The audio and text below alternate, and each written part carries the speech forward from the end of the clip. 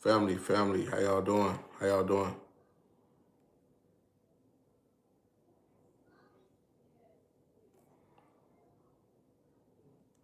Family, what's going on? What's going on? Family, peace and love, y'all.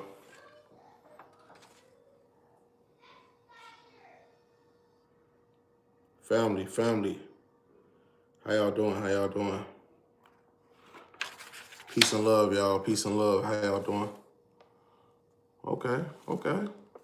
How y'all doing? Family, how y'all doing, fam? How y'all doing? Family, how y'all doing? What's going on? What's going on, y'all? How do family, what's going on? Peace and love, y'all. Peace and love. What's going on? How y'all doing? Oh, I gotta turn this up. It's a little too bright right here. How y'all doing? Family, what's going on? How y'all doing? How y'all doing? What's going on? We're gonna start. When it gets to 2 minutes, we're gonna start. Um, this is very important, y'all. And I can't stress it enough, and I'm actually excited about what's about to come to our economy real soon. And, I want y'all to tap in to some new information. Now, you don't have to follow it. You don't have to subscribe yourself to it, but it's interesting if you guys really want to tap into it. This is what I want to say, right? So initially, right, when when I got a mortgage and everything like that, it was perfect. Everything was going good. I expect to make payments on it consistently. So I told myself, right, I'm like, I'm looking at how the real estate economy going. I'm looking at how everybody is listing their properties up for sale. I'm looking at the whole dynamic of the real estate game, right? And it's messed up. I'm gonna tell you why. The prices of the homes is increasing, but the sales is decreasing. Meaning they increasing the property like the tag, but the amount of sales that everybody receiving is almost null and void. And most people, if you live in the Houston, Miami, Los Angeles area, you got something which is called delisting. A lot of people is unlisting, or you can say delisting, their homes up on the market. So the reason why, I had to make this video is to show you guys the way the economy is going. And it's going in a way where it's getting terrible now, y'all. It's getting terrible. I hate to say this, and I know a lot of people might got the perspective of real estate going up, but we got to go through a crash. We haven't had a crash since 2008. So that means it's been 18 years, right?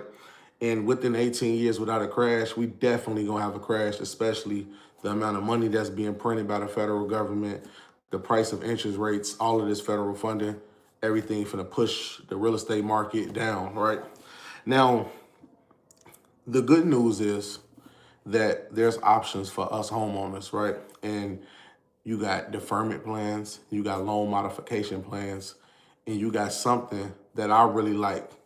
And nobody really talk about the perks of being a owner of real estate, because there's so many perks to understand when you hop into real estate, because it allows you to leverage wealth, and it allows you to build a certain type of wealth in the portfolio on your way up, right? And the reason why I wanted to come to the internet and explain this to you guys, because I got a lot of students who also have mortgages, who also is going through the same process as me. Now, some people have the intent of discharging their mortgage with no obligation to repay. Some people want to go that route. And I just want to add additional context to the perspective of how I choose to go this route. Now, you can try to file a million forms, a million documentation, and expect the mortgage to get dismissed that way or discharged that way. But we all know that it's always going to be a fight. Anytime you're dealing with real property, something tangible or something value in society that not only you value, but creditors value as well, is going to be a fight. Now, that lead me into explaining my whole scenario, right? So I bought a home back in 2023. The purchase price was $439,000. Now the price of the real estate of that property that I purchased was $450,000. A little bit over that, but not too much. Now, throughout the time of me having this loan, I had an FHA mortgage. Now, out of the woodworks, right? Out of the woodworks, out of the blue, my mortgage payment went from $3,600 to $3,800. Then it went from $3,800 to $5,800. So almost, you could say almost 3,000, but like 2,000 and something increase, like $2,900 increase from what I was already paying. So I told the lender, I told myself, I'm not gonna pay this, right? And so when I found out my escrow had a shortage, I'm thinking, I'm paying it every month. I'm paying escrow, I'm making sure I pay the property taxes. But they said, no, escrow goes towards something else, right? So I'm like, okay, so I got a shortage. I'm like, how much the shortage? They told me how much the shortage was. So I think the shortage was 14,000, right? But okay. This is what I also said. I'm like, okay. I'm like, this is what I need to do. I had to decide. I said, what do you want to do? I said, do you want to discharge this mortgage or do you want to pay them back? I said, I'll pay them back. But then I thought about it. I'm like, let's discharge it, right? So now I'm in full effect. Now, one thing you got to understand that my way isn't your way. My way might be not a lot of gurus' way. My way might not be the way of popular society due to the fact that everyone have a different opinion about this, right? There's a million ways to skin a cat, it's a million ways to cut a cow, but my way is different. You know what I'm saying? And the reason why I say my way is different, because nothing is true until it's proven, in my book. Everybody is different. Everybody's perspective is different. So I respect your perspective, but my opinion only sits as an opinion until it's proven. So the reason why I had to explain this was because I said, okay, before I discharge this debt, what should I do in the meantime? I want to use every available option that is necessary in order for the delay. So I went months without making a payment. Then they gave me a loan modification. The loan modification allows me I went 7 months without payment. They paid it all up through a loan modification because they approved me. Say your first payment is due in October. I didn't pay it at all. I let that go. And then I let it go from October. I paid the October, but then I let it go from that time all the way into January. Didn't make a payment. Now I asked them to do a partial claim. Now, a partial claim, this is the good thing. Because I have a government-backed loan, the lender is more inclined on people who have government-backed loans because they know it's always covered.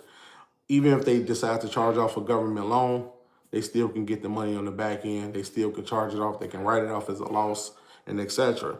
Now, the good thing is about a partial claim is that you can have your lender contact FHA, and FHA can give you 30% on the loan balance.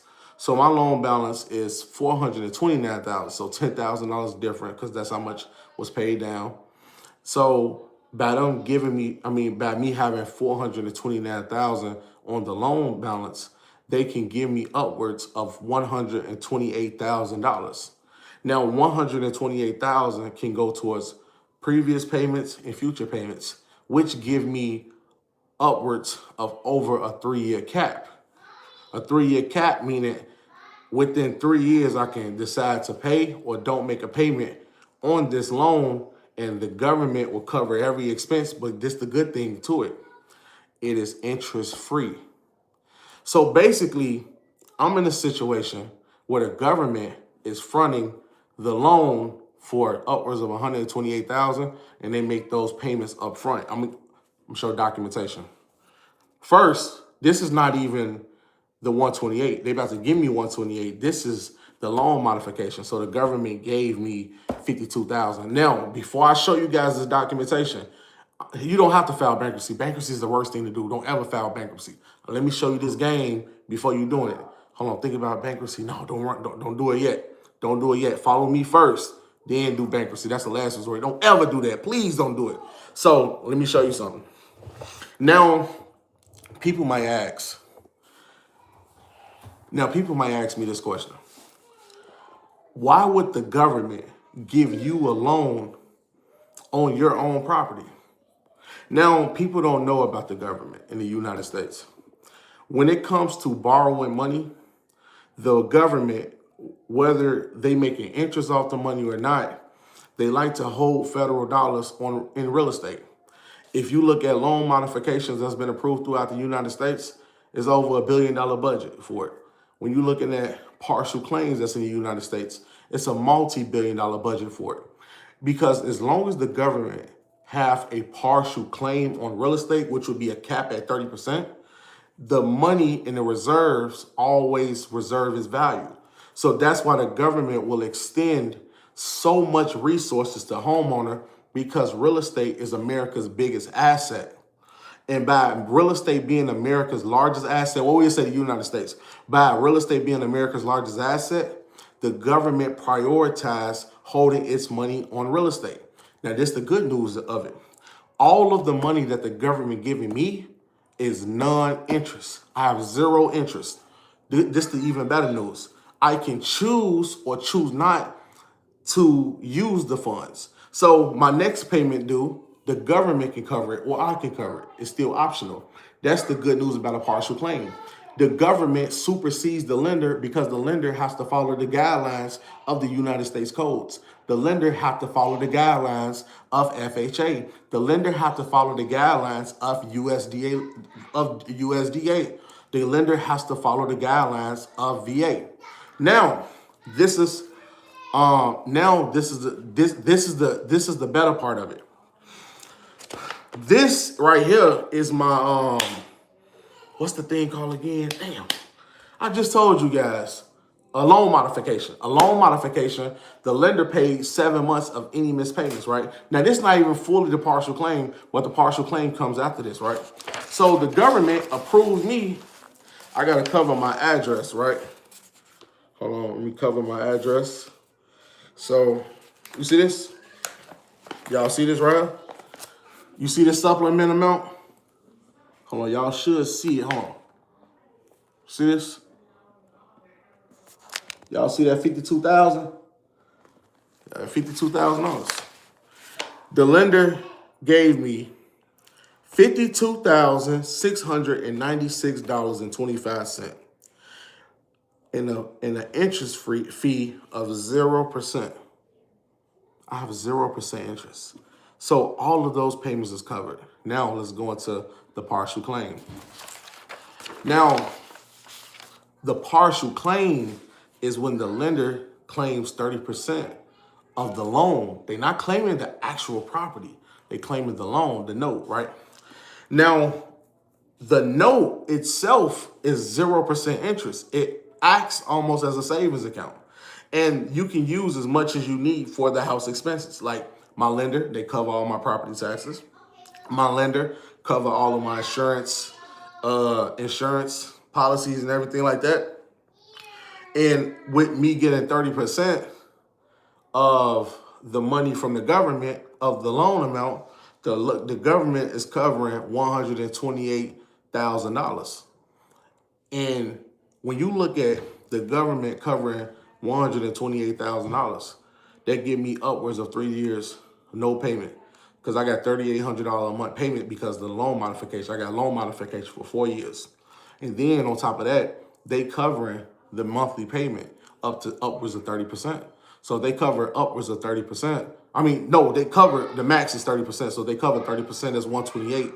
That leave me always almost up 3 years of positive payments. So people might ask, what is the benefits to it? Number one, you securing wealth. The biggest issue that we have in America is the ability to have a house or ability to have a place to stay. It don't have to be a house. It could be an apartment. It can be a condo. It can be a duplex. It can be a triplex. It can be any of this. Now, that's the benefit. Living somewhere where you don't have to make sure you have to pay every single month. More money coming in, less money coming out. Everything is on the back end. How does this benefit me? It's interest free. Anytime something is given to you interest free, you can look at that as a courtesy to extend any obligation that's set forth in the future that you can use as available funds.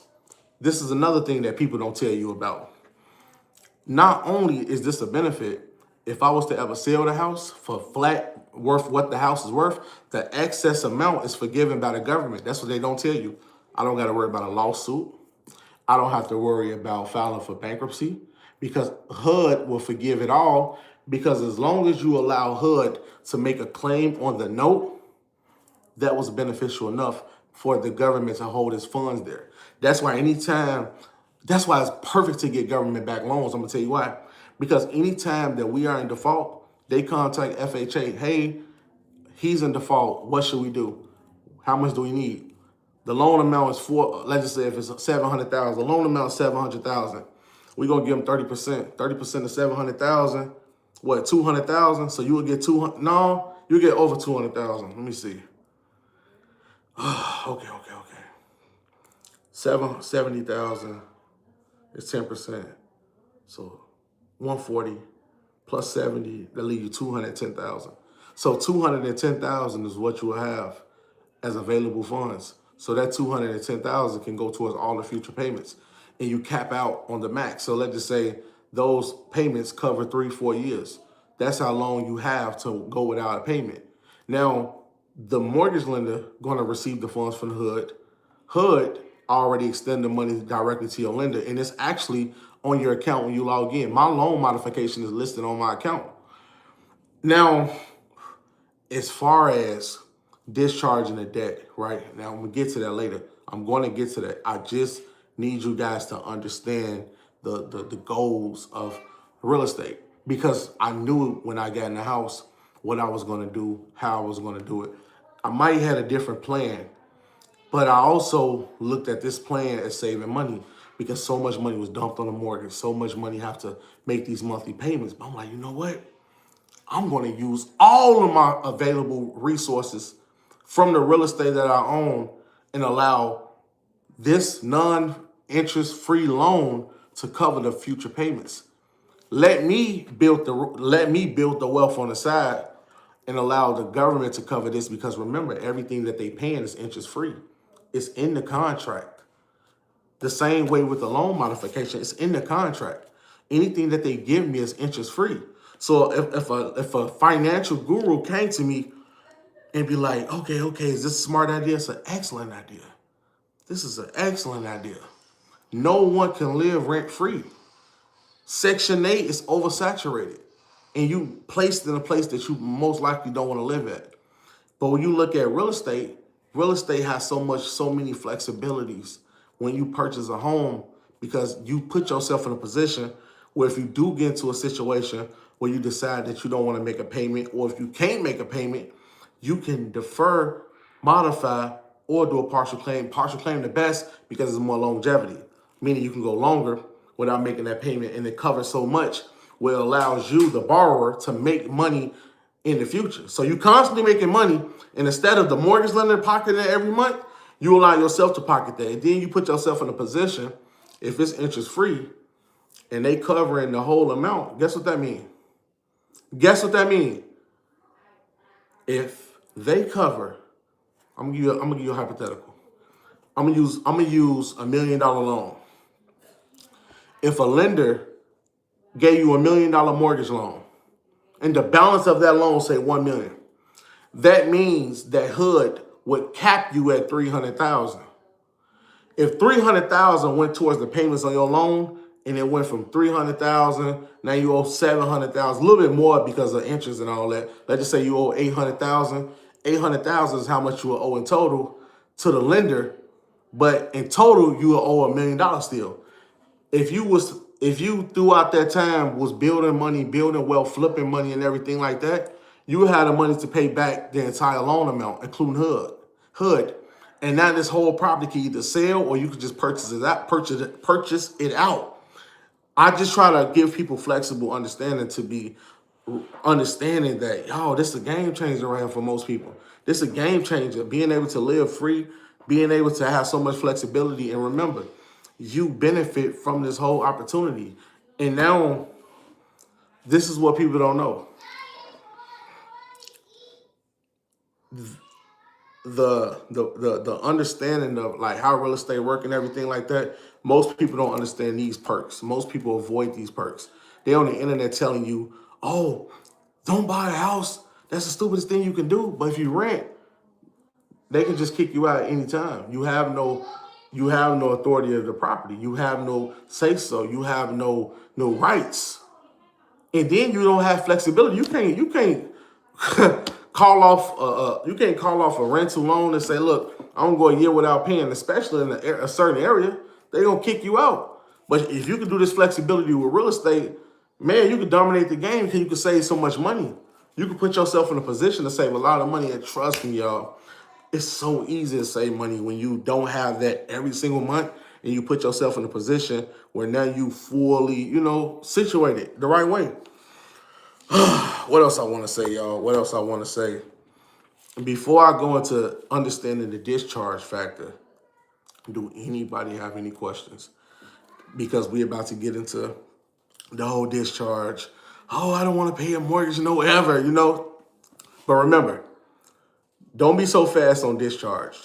You still got property taxes. That's a whole nother conversation. Now, one sector of people want to discharge debt, but not considering the property taxes. One group of people want to discharge debt and do want to consider the property taxes. So they want to go for the exemption process as well. So now you have two sides of the field. And then you still got to understand this. You have mortgage insurance. You ain't finna get no $500,000 house and not get mortgage insurance. Not mortgage insurance, but home insurance. Are you crazy? That's the perks of what I have. The lender covers the mortgages, the property taxes, and they cover the what's the insurance? What's the name of it? Like I'm with State Farm, so I got home insurance, and I also got the property taxes that they cover. They just paid my property taxes. It was $6,900, I want to say, and the home insurance was I want to say $3,200. It's $3,200. So I'm gonna have 3 years without making a payment. I'm gonna go years without making one. And this is the beauty of it. If I decide to sell my home, I can sell it. If I want to refinance that loan, I can. That's the good thing. And not only would I have to refinance, I can refinance and add more to the house, which can increase the equity, then use that equity. Matter of fact, use the whole amount for everything in the house, sell it, or do whatever I got to do. So, whatever flexibility with that. And I tell people, it's easy to get real estate in this market. Real estate is not selling. Real estate is about to crash. That is what we finna get into. Now, this is the flip side why I want people to discharge their mortgage, because the price and the value of real estate is about to crash. I don't give a dang if you live in the north, the south, the east, the west, central of America. It does not matter. It's about to crash everywhere. Other places might have more crashes than other, but as a whole, American economy and the real estate market is about to crash. So it's nothing precious about your real estate. Ain't nothing precious about it. It's not like the home is God or no, it's about to crash. It's a tangible asset, but it's about to crash. And the reason why it's about to crash, because the economy is too inflated. So when it's too inflated, just like a roller coaster, go up. Just like a stock, you go up, you go down, you go up, you go down. So America's going through a crash, in order for them, and the reason why they are preventing the crash, the reason why it seems like the market is constantly trying to stabilize, is because the government have to keep printing money. So they overinflating it. So they have to keep printing the dollar. They have to keep printing the dollar, and they have to lend as much as possible. That's why they offering all of these partial claims, loan modifications, because as long as the government money into a back promise, they always get paid. So when you look at this, when the government gave me $52,000 This is all built in the promissory note. See, look, you can read right here. What does it say? What does it say? Promise to pay secured, manner of payment, your borrower right to repay, obligation of persons under this note. It's a payment, it's a promise to pay. So as long as the government is extending credit lending, it always can stabilize the economy, but it still have to crash. I know you hate it. I know you don't like it. And by a market inflated so much in a market crash, that's going to wipe out the debt of the consumer who own the real estate, because everything is based upon the promise to pay. Once that debt obligation get destroyed, all real estate, you own it. It's your real estate. That's why people banking on the crash. That's why real estate gurus telling y'all, don't buy that house you see for $1 million. The market gonna crash, and that $1 million house is gonna worth 20,000. Not literally, but it's gonna be worth way less than what it's put up for. You know what I'm saying? And it's a promissory note. All this stuff is a promissory note. All of this stuff is a promissory note. That's why I come on here and I just try to give you guys a better perspective on this economy. You know, don't make a payment. Don't listen. Let the government cover that. Don't make a payment. Don't do that. Market finna crash. It's finna crash. Listen, imagine making a payment. Look, you did 30 years. Let's just say you paid a mortgage 30 years. You said, oh my God, I made all my payments. And you worked so hard. You worked 3 jobs to make sure that payment is down.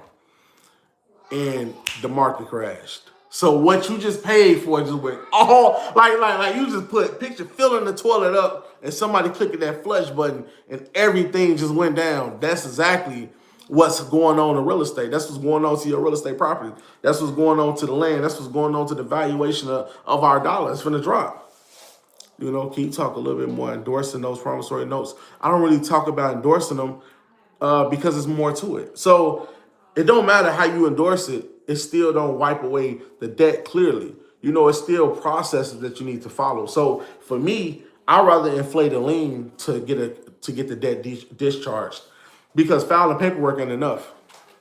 I know a lot of people on YouTube push that, and listen,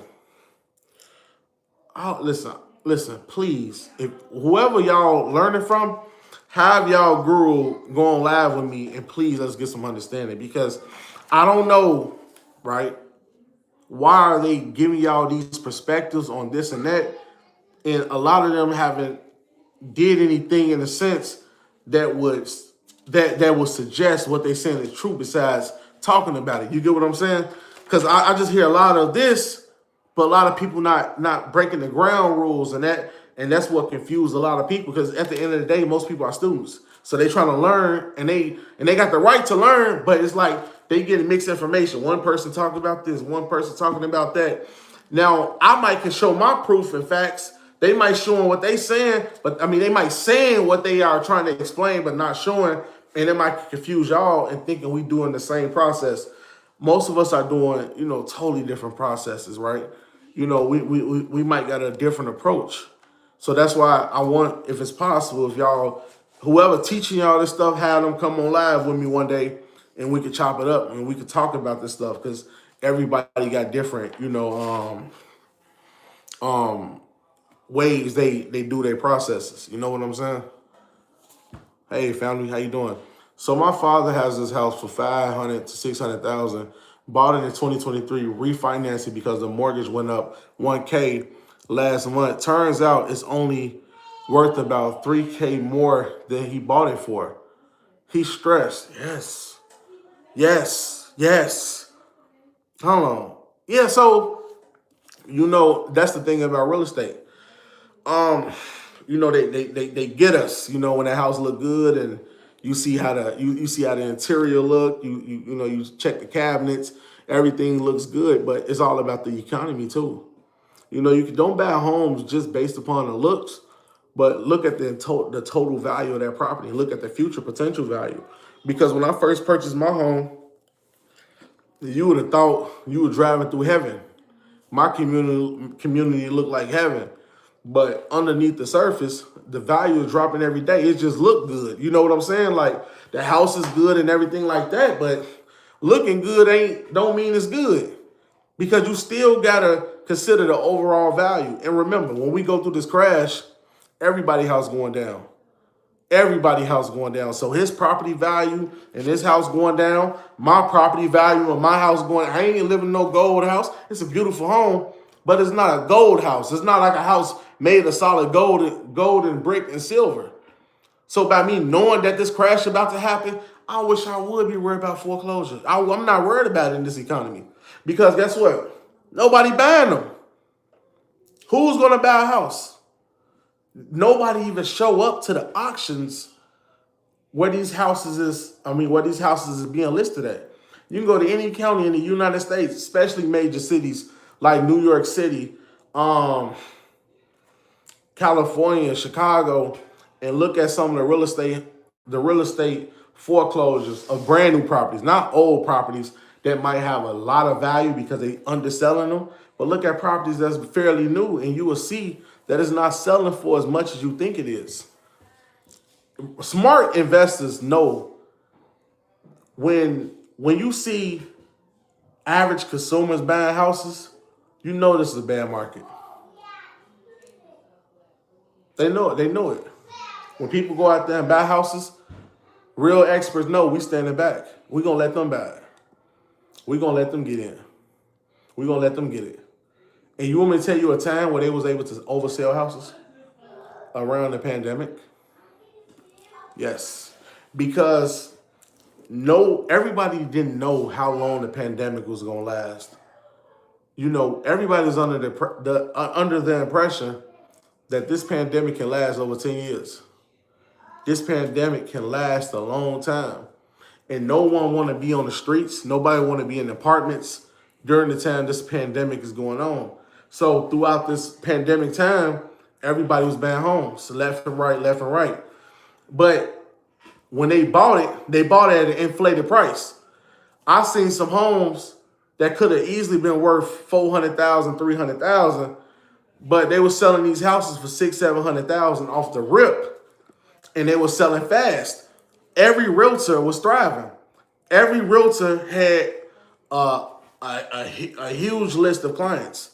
A huge list of clients. I'm talking about their whole portfolio. They doing 4 or 5 scheduled meetings, 10 scheduled meetings a day.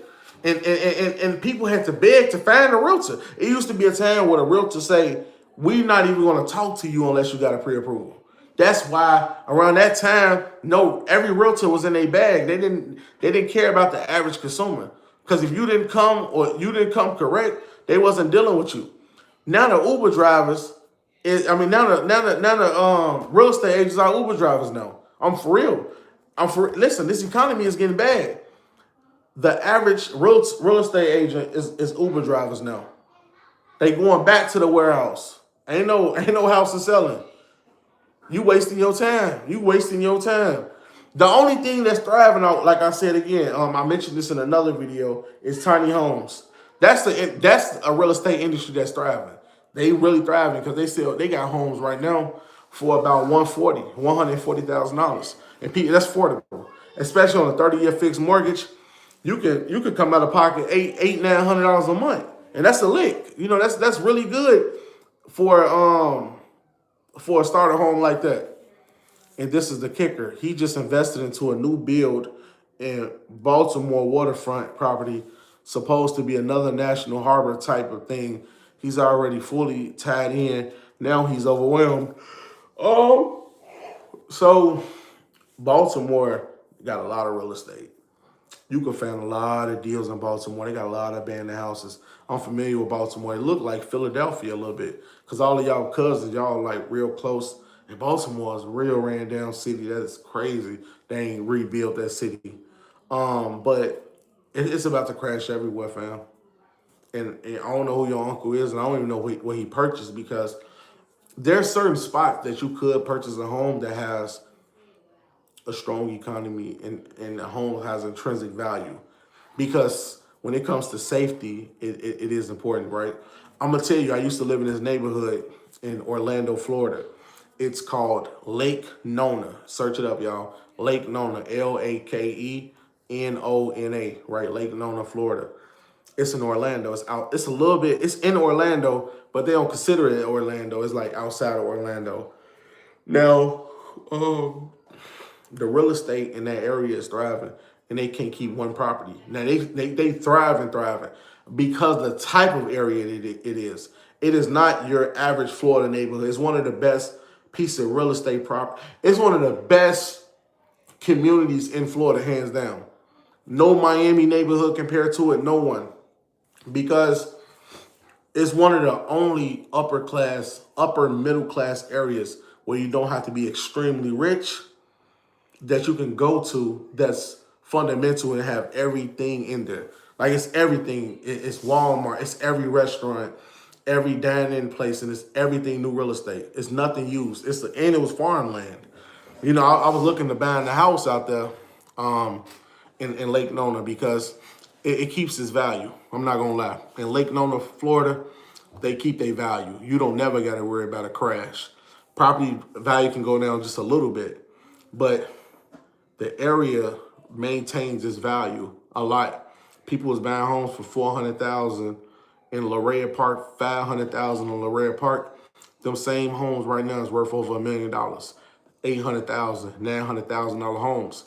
And remind you, these homes not even over 2,000 square foot. These homes are not even over 2,000 square foot for some of them, and they already want 900,000. They already want 800,000. They already want late 700,000. And this is in a real I wouldn't say rich area, but I'll say upper middle class. Upper middle class to be in the ballpark of anyone who makes between 150 to upwards of $1 million a year.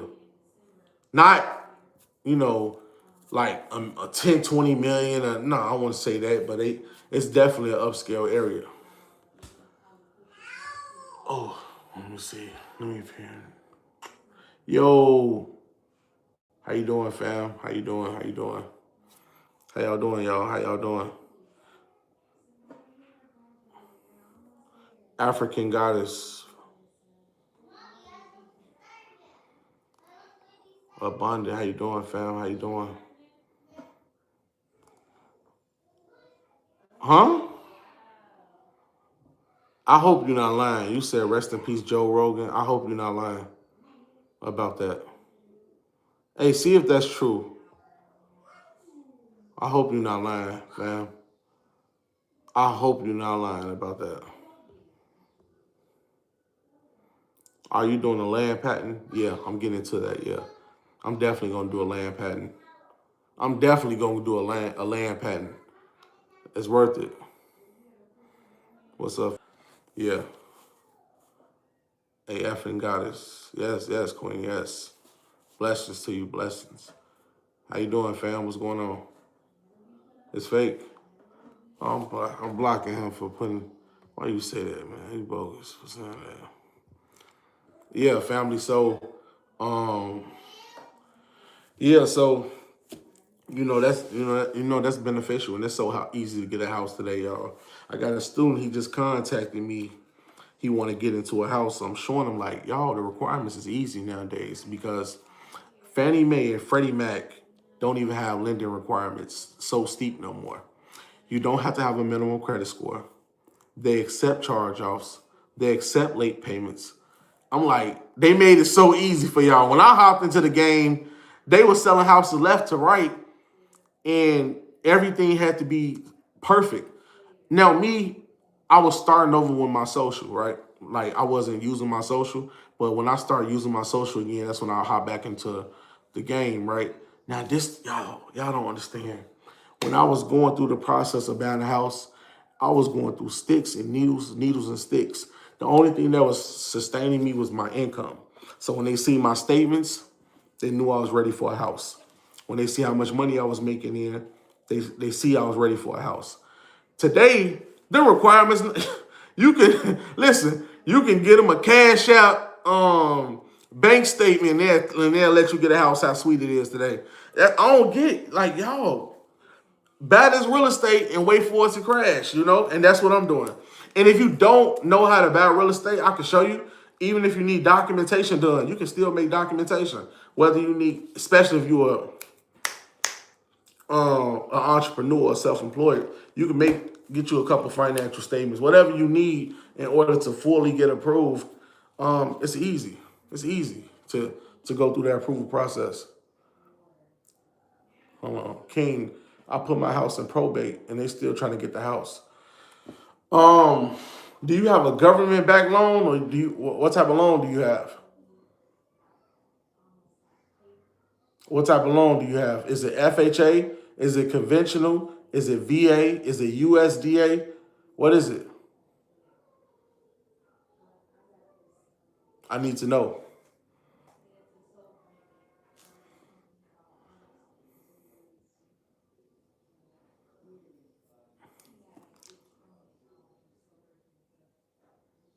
No. Buy real estate and wait on it to crash so you can discharge the mortgage. That's only for y'all who dealing with trying to discharge the mortgage. If you smart, you ain't gonna touch real estate. You gonna wait till the crash and buy it so you can resell it. You know, for us loophole people, we wait for the crash to keep the real estate. For those who follow all the rules, they wait for it to crash to buy the real estate to resell. You know what I'm saying? And regardless if you do option A or option B, both legal, totally legal. And it's so it gets to a point that they made the process so easy, y'all. They gave y'all the easiest way to buy a house nowadays. Easiest way. Anybody can do it. Especially if you go the government route. It's easy to go the government route because you get so much flexibility with it than conventional. Conventional, I'd deal with conventional if I was, I don't know, if I was doing commercial properties. But like strictly home, like if I'm at home or I wanted to use it solely for me, I can do it that way. Oh my God, my first adverse possession and fire. Probate. So you're doing an adverse possession. Now, adverse possession is good, but it depends on how you're doing it. So I got a lot of questions. Was the home in a depreciating state or was it being maintained? That's your first question.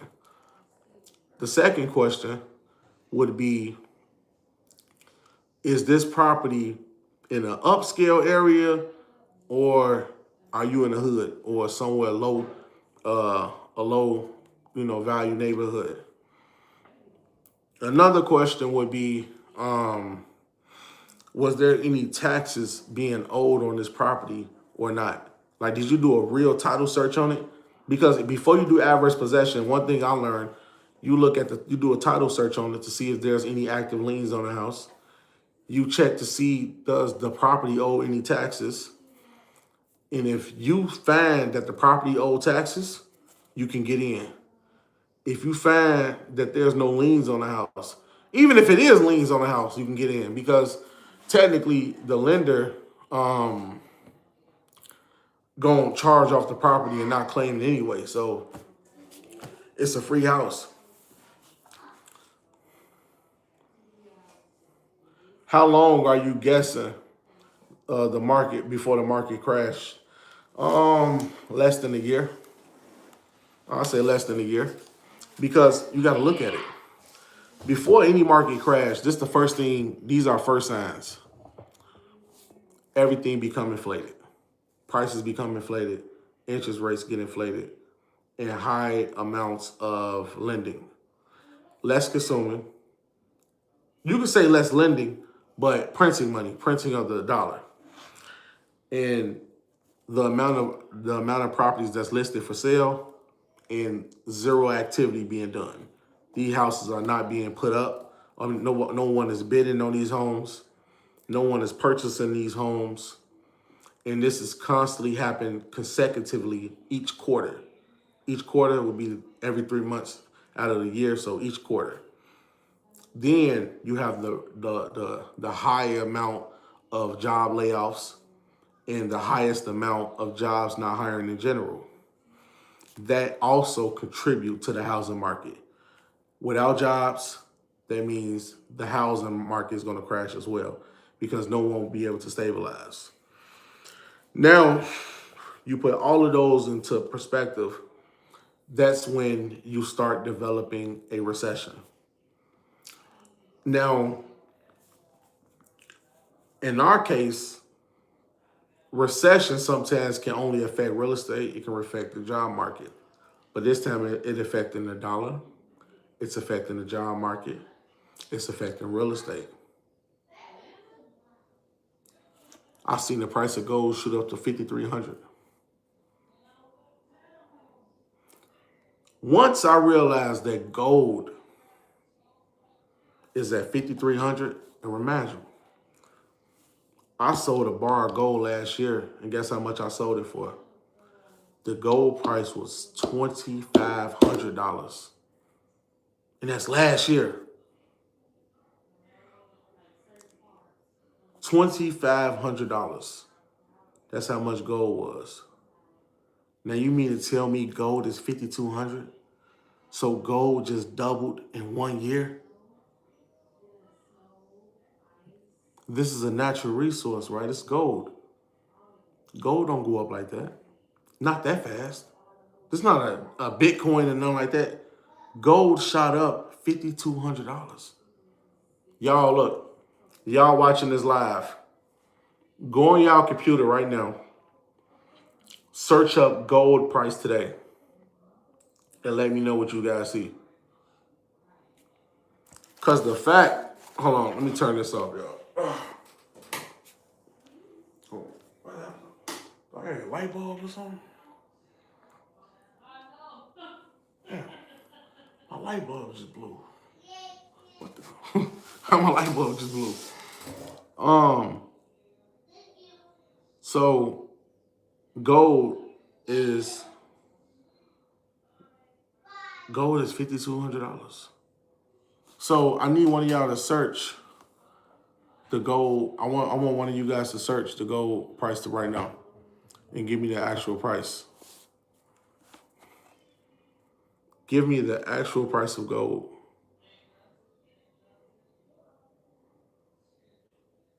Give me today's price of gold. I want one of you guys to check. Check the gold price. Please check the gold price right now. Before I answer y'all questions, please, somebody check gold price today. And come back and tell me what's the gold price. Please let the people know what is today's gold price.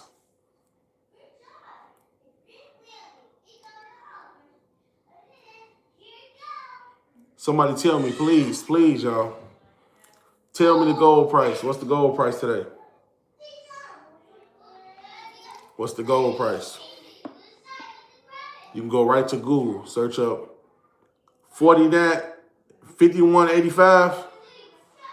51.85. So it went down a couple dollars, but 49.07, 48.93. Okay, 49. Okay, I'm gonna have to go with 4,900, 49.07. The fact that gold is at $5,000 in general is over with.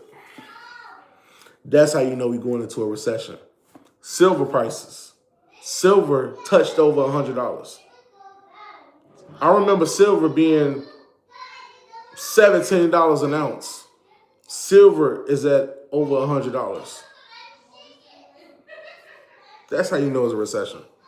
When precious metals go up to that high and it double in 1 year, recession. Recession. Like, because the thing about it is, anytime we have a crash, the economy looks to the precious metals. That's the only thing of intrinsic value. Silver, gold, copper, cattle. That's the only thing of precious. That's the only thing of value. In real estate. Now, the thing about real estate is always valuable, but it can be inflated. Meaning, we always need it, but we don't need the price that real estate property sets on. Because that $1 million property is only valued this much. So we can't assess the value based upon our own liking to it, but we have to assess the property based upon how much value it contributes. Like looking at the material that was put in it, the location of the property, the conveniency. Those are all the things we look at. But we also look at the market, because remember, the way the stocks is, the way the economy is, it all contributes to the prices of real estate. And so real estate prices dropping, precious metal prices increasing. Just like I remember precious metal decreased when the economy was thriving. It wasn't going high, it was going down. I remember. But right now it's yep.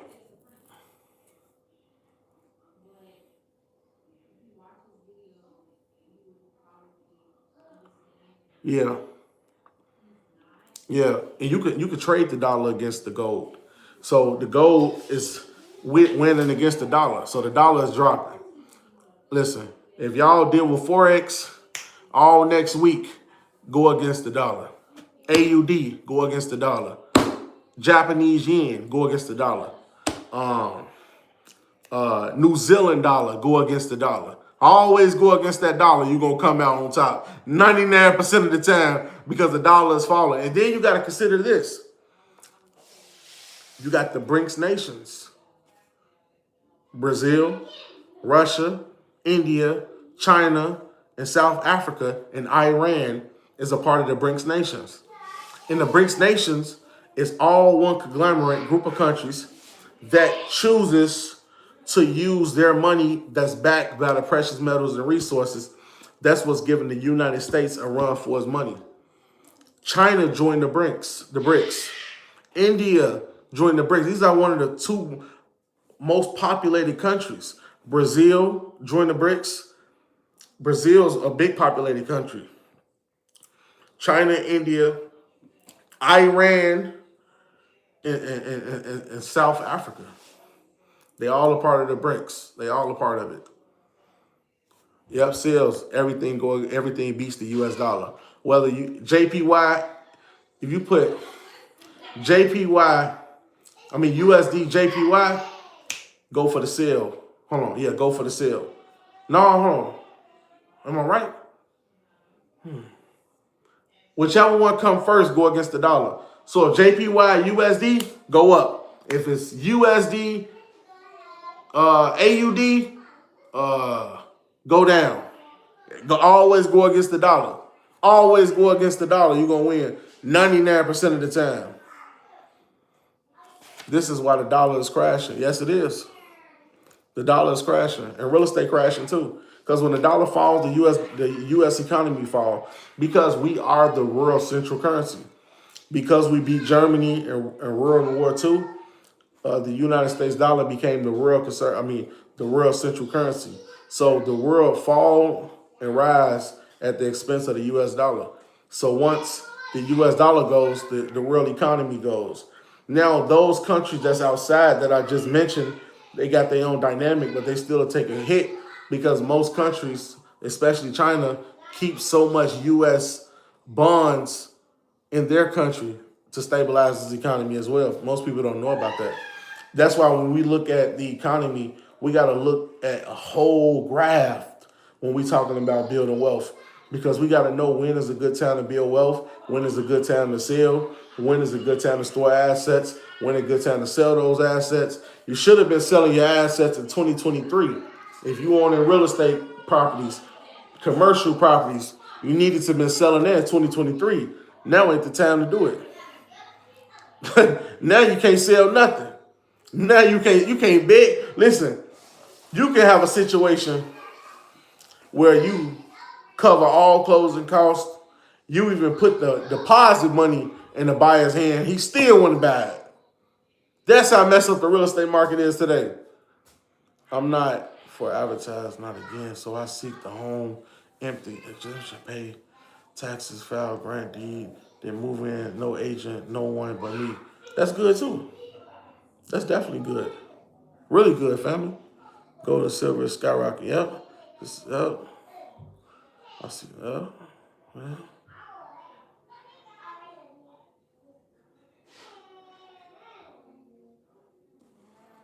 Yeah, family.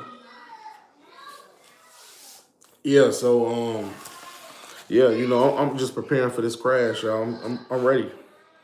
I'm ready for it. Because I know everything people work hard for is finna go down the drain. Your grandparents' house that y'all value so much, finna go down the drain. Y'all beautiful home that you bought for your family, and you expect to have a long-lasting peace and equity going down the drain.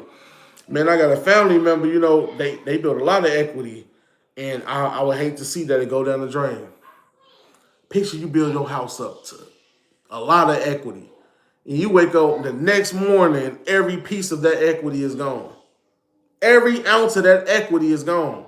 It would it will pull all the strings out of your hair. Because it'd be a part of you that just like, dang, but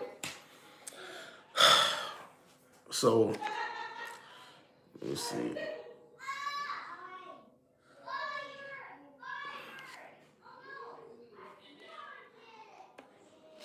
Yeah, family. So let me see. I'm gonna see who else asked me. Fallon Lane, security interest, of course. Yes, your security interest get the loan, correct. What do you think about a 50-year mortgage option? It don't matter if it's a 100-year mortgage option. Market's still going down. I like it, but market's still going down. We could pick a 100,000-year mortgage terms. Market's still crashing. Even Robert Kiyosaki, and I love using him as an example because for me, he's a great prediction expert when it comes to the real estate market. He can predict well, and I like that. And it's another guy I watch too, and they predict the market so well. He said people keep inflating this dollar trying to prevent this crash, but they gotta let it happen. The president, the Federal Reserve, Congress, you gotta let it happen. I know you're trying to prevent the crash. It's got to go down, y'all. You can lend all the money in the world. They gave me some money. They gonna lend. You can lend all the money in the world. You still got to crash. You still got to go down. Too inflated. You trying to prevent this crash? It's gonna crash. AI is taking over everything, and so.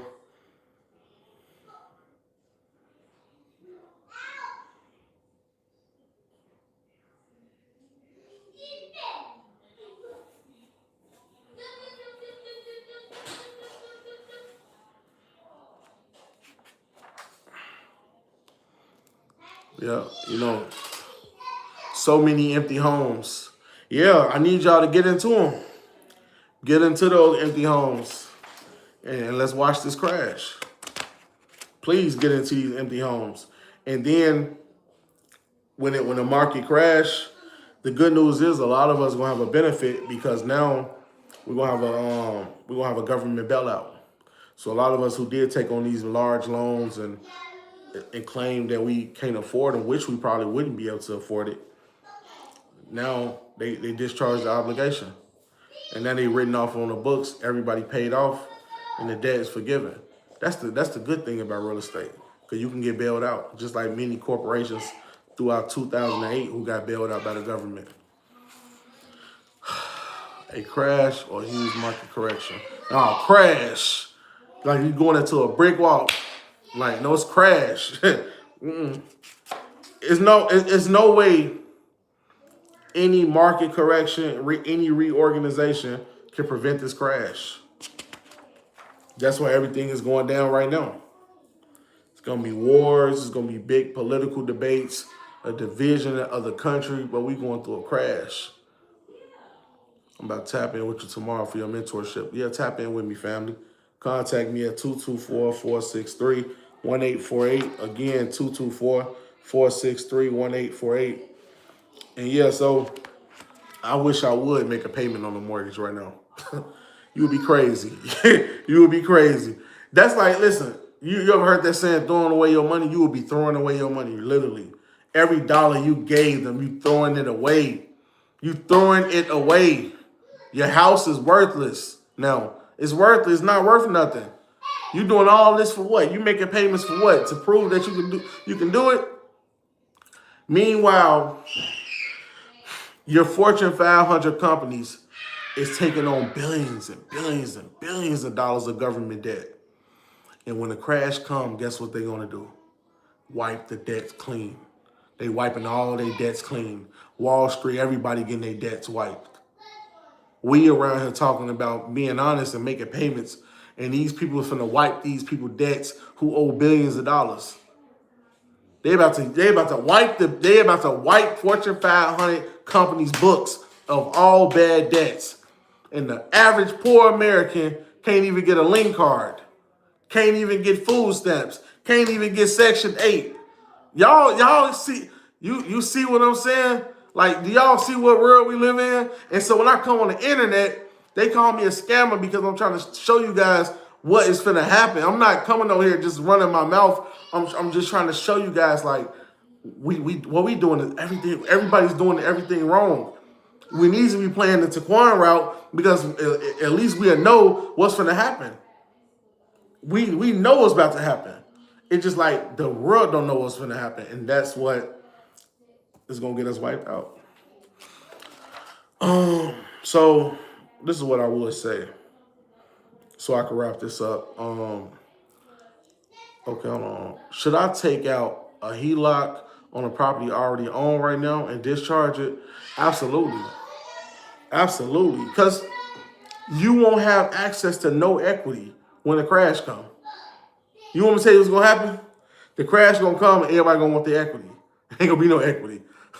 Wall Street gonna say, let's say you owe $200,000 on the house that you paid $500,000 for, but you paid down $300,000, and you walking around, you think you a good American. You say, my house worth $500,000. I'm making my payments. I got a lot of equity, and then the crash come, and your house worth $200,000. $200,000. Your house is worth that now. Your whole entire life gonna flash before your eyes. You're gonna probably be in a Great Depression. You probably be mentally drained. You probably want to commit suicide because you'll be thinking, I just paid 15 years. I just paid 15 years of my heart. You probably worked up 5 in the morning, drunk coffee, ate breakfast, went to work, made sure you made the payments. You thought you was doing everything right. And then when the crash come, all of your equity went away. Every piece of your equity. And not only did your equity go away, your overall value just dropped completely down. So let's just say if you owe $200,000, right? Now the property worth $100,000. So now you underwater. You were just in the profits, and that you have a trade on Forex, and you all the way in the profits. You up $200-$300. And I took a nap one time. I remember I took a nap. I went from being in the profit 700. No, I was in the profits 300.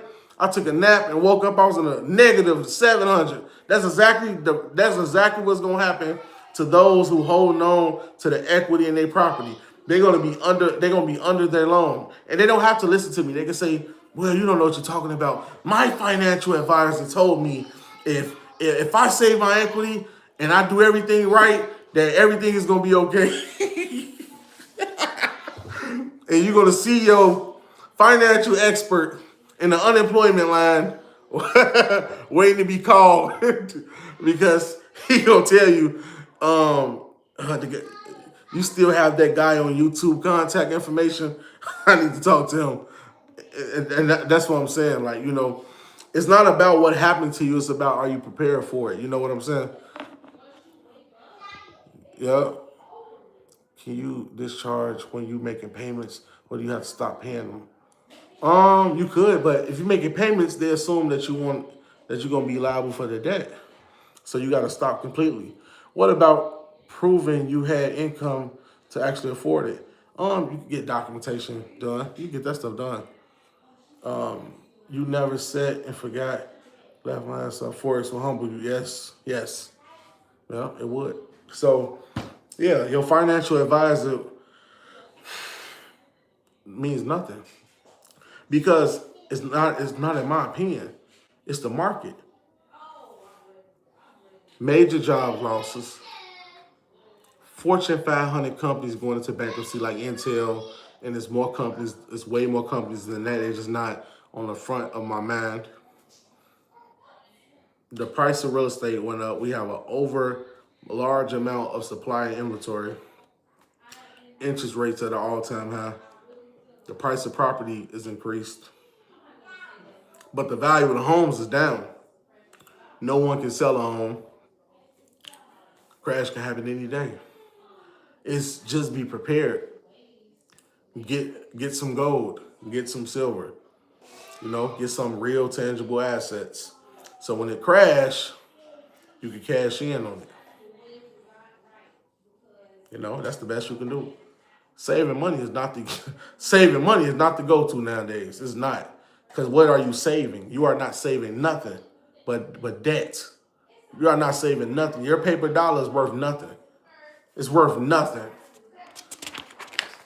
The best thing you will probably have is that house, if you got a house, and that's okay, and that's going to lose value too.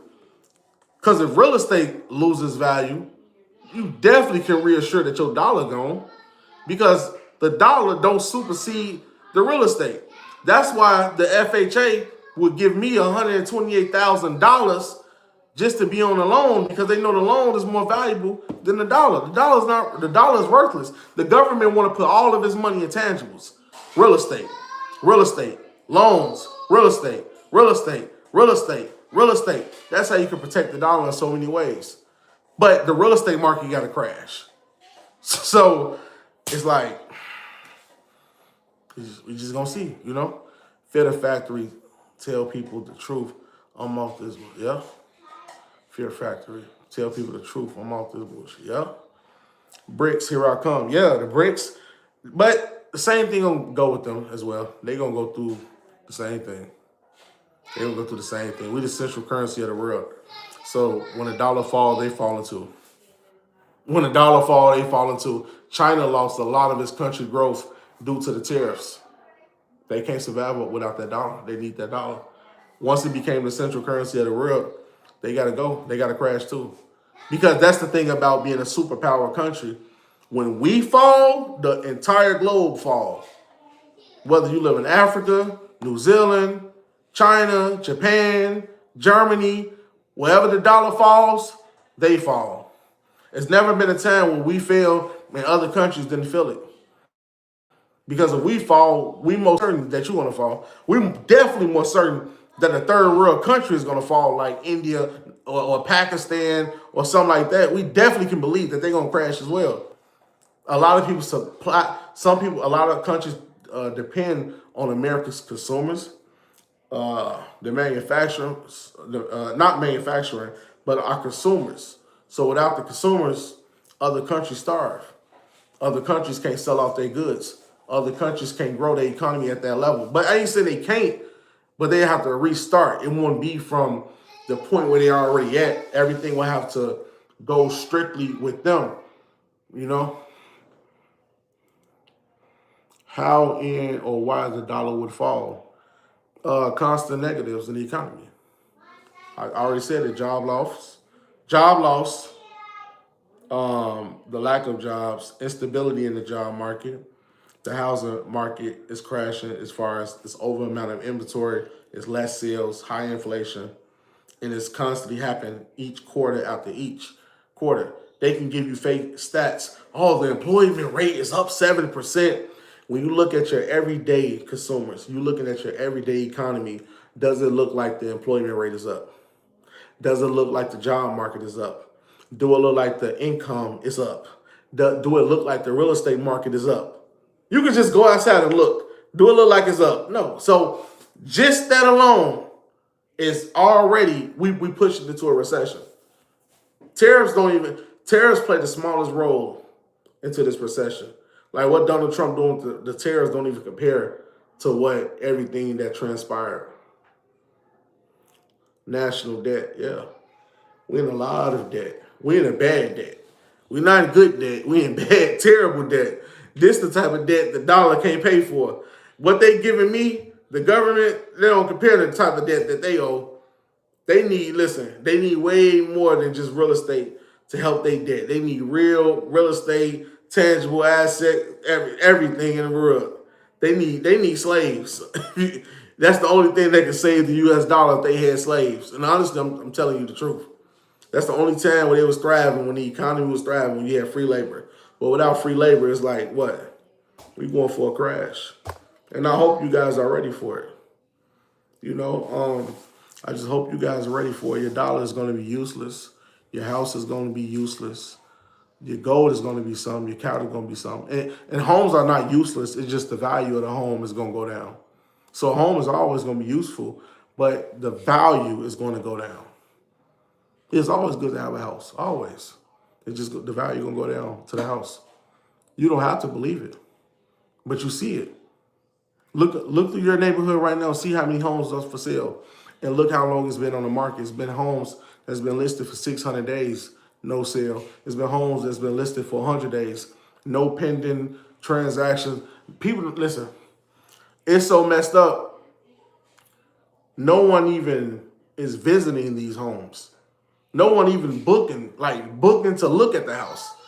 That's how uninterested it is. I used to love looking at houses. I don't even care to look at them no more because I'm like, soon I buy it, it's like it's gonna go down. What's the point? What about the new builds? Oh, Houston is market going down. It's a beautiful city. I live in a beautiful area. It's all this stuff going down. It looks good. It seems good, but it's not good. It's a bad market.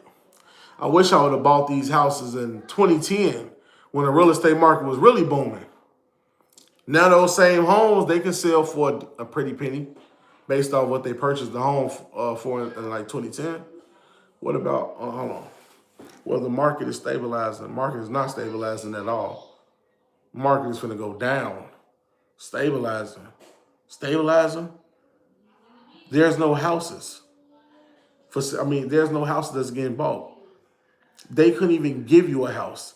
They offering so much seller incentives. They're not giving you a house. They couldn't even give you a house. If you went to an investor who really knew the real estate market, he would say, listen, we'll pay your earnest deposit. We'll give you a down payment. We'll pay your first mortgage payment. We'll pay your property taxes, and you pay us this. You just signed the contract. He'll say no. That's how bad the real estate market is. He'll say no. He wouldn't be able to rent it. He wouldn't be able to sell it. He wouldn't be able to do nothing with it. Literally nothing with it. He literally wouldn't be able to do nothing with it in this economy. He'll literally have dead property. It wouldn't be worth nothing. Everything glitter and gold. Yes, facts. So what you should be buying right now to say what you have? Buy you some cattle. Look, I'm in Texas.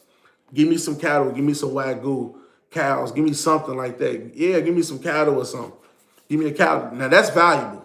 That's going up, though. That's the price going up. Like, Wagyu cows is going for $5,000. I'm giving me a cow. Those are real tangibles right there. Those are what you need in a recession. I know it sounds funny, but yeah, cows and Wagyu meat, chickens, and stuff like that. Yeah, that's what you need in a recession.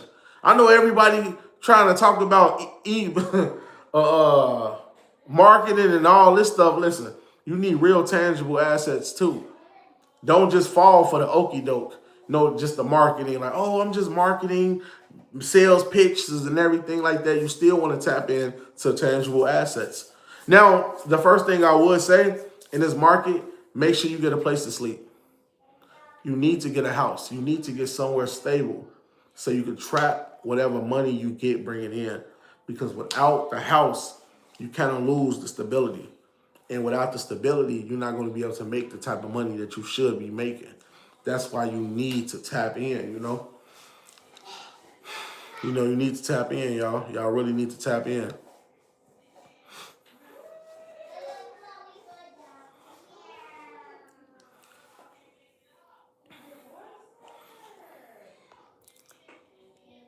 Let me see.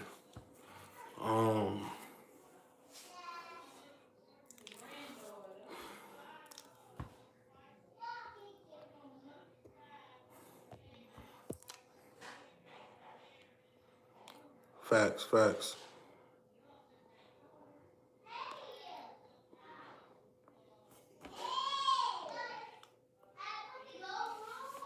Trapping the money. So like I just explained my position, right? So I ain't got to make a mortgage payment for years.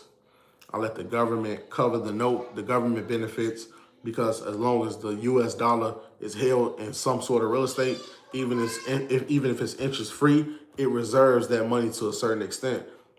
And my goal is being able to have a house that's being paid for and covered interest free. It's a benefit to me because it allows me to build wealth outside of that and allow me to grow my business doing what I need to do. Even if I got to get like, gold and all that, I still back gold, here and there, but I don't usually keep the gold, but now I got to keep it. I don't really want gold. I want the cows.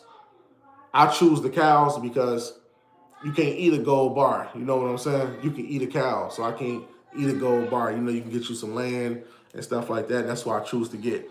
Land is good if you actually like have a farm, like an actual farm with food. You know what I'm saying? And those are the things I'm invested into, Homes are expensive, definitely expensive. These homes are garbage though, it's worthless.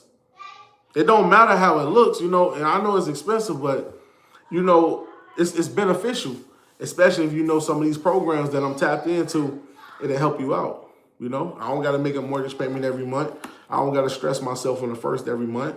I can pay everything in one lump sum. They give me $128,000. I can run up $100,000 on the balance, and I can pay them on the back end. Or even if it go through a crash, everything gets forgiven. It's not like student loans when it comes to real estate through HUD. They can forgive you. You can pay them back $1,000 on $100,000. They'll forgive the other $99,000. That's the good thing about government bailouts. So you gotta have that stable house. You gotta have a stable place.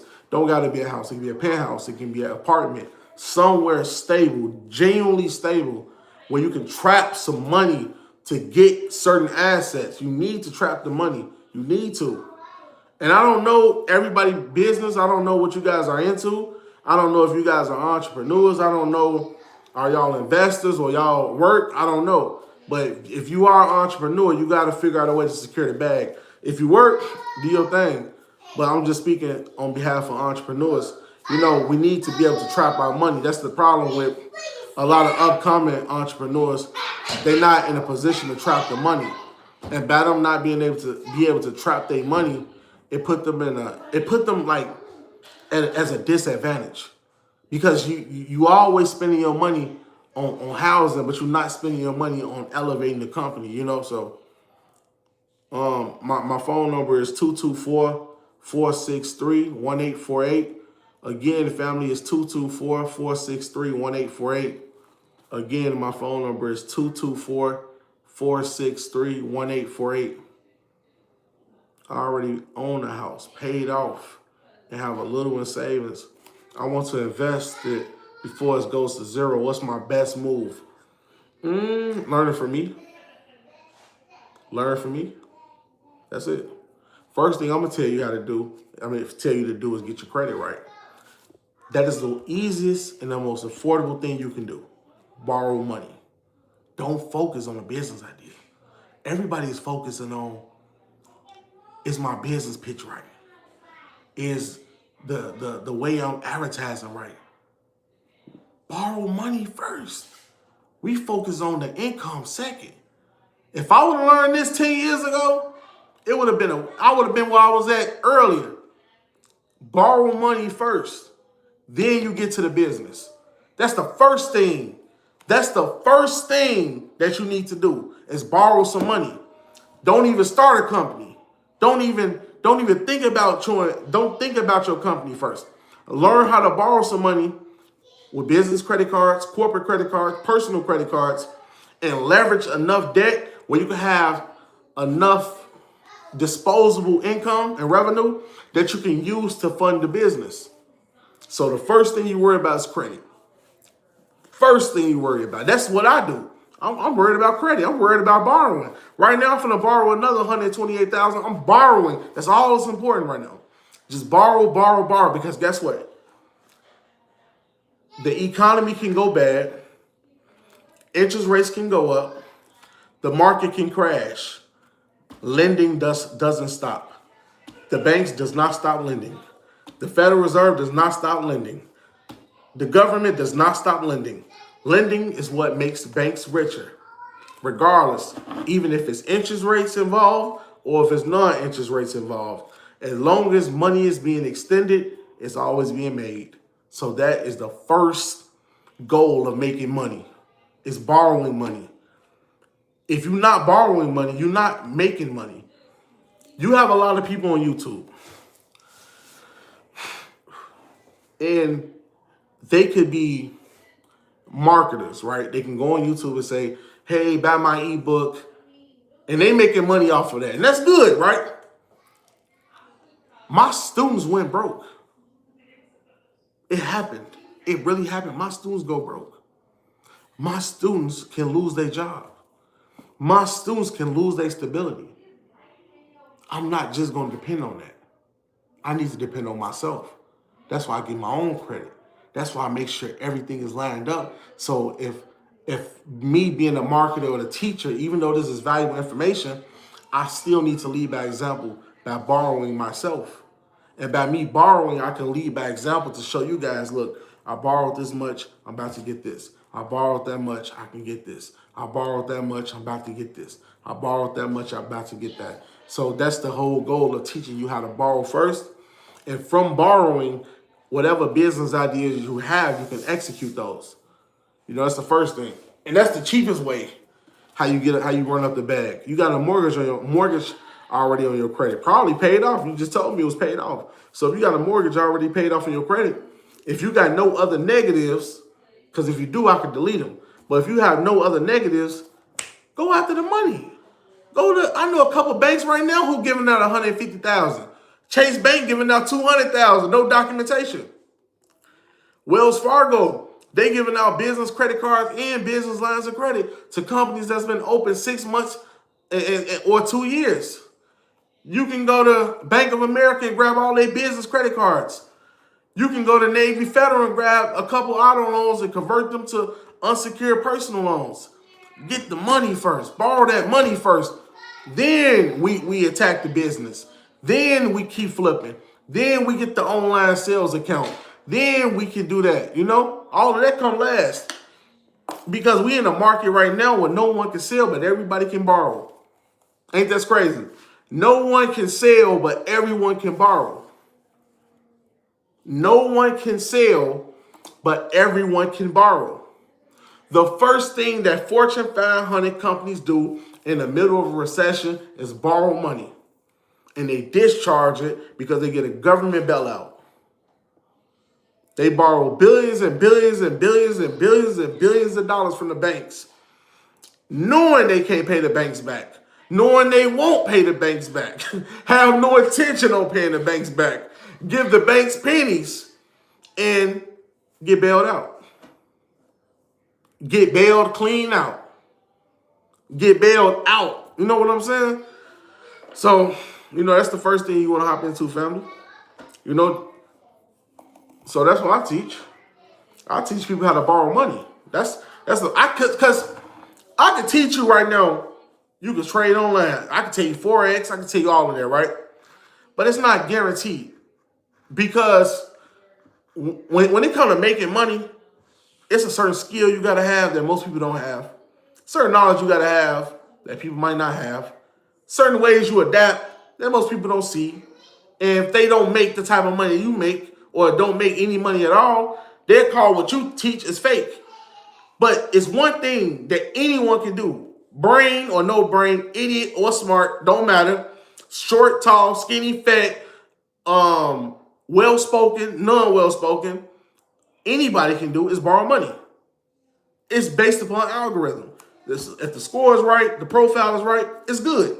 I don't care who you are. You could be a thug with 20 tattoos on your face, with a teardrop, with an upside down cross, with an I kill police on your head, and they'll give you $150,000.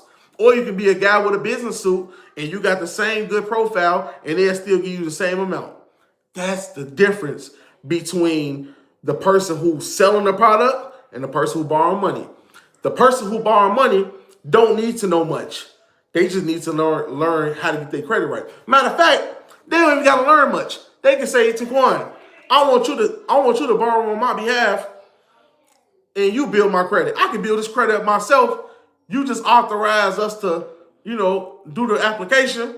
I tell you everything what to put down, and you get approved. I just did that for a student. He just got approved for a $117,000 vehicle. He's finna convert that into an auto loan by selling the vehicle to another dealership. Might get 80, 90,000 for it, which is cool. And he gonna use those funds personally. You know what I'm saying? And when it comes to that, borrowing money, you don't gotta be a genius. You don't gotta be smart. You ain't gotta be bright. You don't have to know business. Because I feel like I think to be the best business person, you gotta know business to a certain extent. But when it comes to borrowing money, you don't have to know nothing. You don't have to be a genius. You don't gotta know credit. You don't gotta know nothing. You don't even have to know finances. You could be a complete idiot. Because you want me to tell you something crazy? I help people who didn't know nothing borrow money. Nothing. They didn't know nothing about credit. They have no idea what credit is. They don't even know how to manage their score. They don't even know their Credit Karma login. They do not know their Credit Karma login, and I helped them get $100,000. They don't even know their Credit Karma login. So, that's the first thing I teach anybody. That's general, how to borrow money. That's it. Just look. Don't even get to the technical part. Let's just borrow money. Whatever falls after that, and remember, me teaching this is a business itself. It generates the revenue because I can teach anybody how to do it. And guess what? You have a 100% success rate if you follow what I teach. Delete negative items, add positive accounts, get money. If you got no negative items, add positive items, get money. The answers don't change. The score requirement don't change. And you can get approved. I don't care if you're black. I don't care if you're gay. I don't care if you're straight. I don't care if you're a woman, a man child, man. I don't care who you is. Anyone can get approved. When it comes to being a salesperson, they gotta like the way you talk. They gotta like the way you think. They gotta like the way you look. They gotta like the way you wear things. You don't have to do that shit when it comes to borrowing. You don't have to do that. You know what I'm saying? So so that's the thing about, even if you got a business, it's some people that will not shop with you just because you. But when it comes to borrow money, everybody give it to you because they need the money. The banks love to lend. And it don't matter where you came from. They will give you the money if you fit the credit criteria. And if you fit it, they'll give it to you. The finance person don't know who you is over the phone. They don't know how you look. You can get on the phone, yo, what's up? They say, hey, how you doing, Mr. James? What's up? You wanted to apply for our car? Yes. How much do you want? I want 100,000. You want 100,000? Okay, let me check your credit. 825 credit score. Now imagine, he probably got a financial advisor right next to him, and he said, yeah, when they gonna give it to me? Yeah, your funds should be coming, so they're gonna be coming in a minute. All right. But if you were selling somebody a Rolls Royce talking like that, they wouldn't even buy it from you. So that's the beauty of borrowing money, because they ain't gotta like you. You gotta like them was to spend money with them, but you ain't gotta like nobody, or the banks ain't gotta like you to borrow money. That's why I teach this. They don't gotta like you to borrow money. They don't. They don't gotta like you. They don't gotta like nothing about you. I had a salesperson who sold me a house one time. They didn't like us like that. They didn't like it like that. Like that. They was cool with us, but they ain't like us like that. But when they come to borrow money, they don't gotta like you. One banks look at me weird, but they had to come up with that money. That's because that's gonna speak at the end of the day. Come with that money, give it to me. I borrowed. I can borrow it. I don't need to. You don't need to like me. You don't need to. I don't have to be perfect. When it comes to borrow money, you ain't gotta go in the bank with a suit on. You don't have to. You don't gotta go to the credit unions with a suit, with a bow tie. You don't gotta wear none of that. You gotta wear a bow tie when you about to sell a yacht. You gotta wear a bow tie when you go to a seminar. When I go to Wells Fargo get $150,000, I can wear a white tee with a V-neck with my head cocked to the back with some shorts on with a rolling 60 Crip tattoo on my face and I could borrow in the morning. I'm just giving you that example just to show you guys the difference between borrowing money and being a salesperson. Because I feel as though that people choose to try to be the businessman rather than being the businessman. They don't want to be that second one. I appreciate it, fam. They don't want to be that second one. Because you want to be in a position where he got to sell himself at a seminar for people to like him. I want to be the person that borrowed $1 million on a commercial real estate property from Chase. And all of the loan officers, the employees at the bank is gonna look at you crazy. Who did he think he is? He got a $10 million property, but Chase approved him. The person who approved him don't know how he looked. They don't know he got dreadlocks and he just got through being high and he smelled like marijuana over his shirt. They don't care. He fit the criteria. The statements is right. The financial documents is right. The organization been established for this amount of time. This guy is fully credentialed. There's no adverse letter that could possibly deny him. I mean, there's no reason to deny him by sending him an adverse letter. He has loan credit history. He have a great credit score, positive payment history, 0 delinquencies. But I can have the best product in the world and never get one sale. I can have the best product in the world. I can sell extra days that you can live and you can not buy it because you hate me. That's why I teach people how to borrow money. That's my method. And it's always profitable because everyone can do it. I would pay for it and someone will pay me for it because it's not in the cycle. You wouldn't pay me $1,000 if I can get you 100,000. Anybody would do it. That's common sense. Would I pay somebody $1,000? They give me 100,000? Absolutely. The reason why the approach of borrowing money is not too prevalent because everyone push the entrepreneur side and not push the borrowing side. And that is what hurts most new entrepreneurs because they don't have the funding. They cannot fund the idea.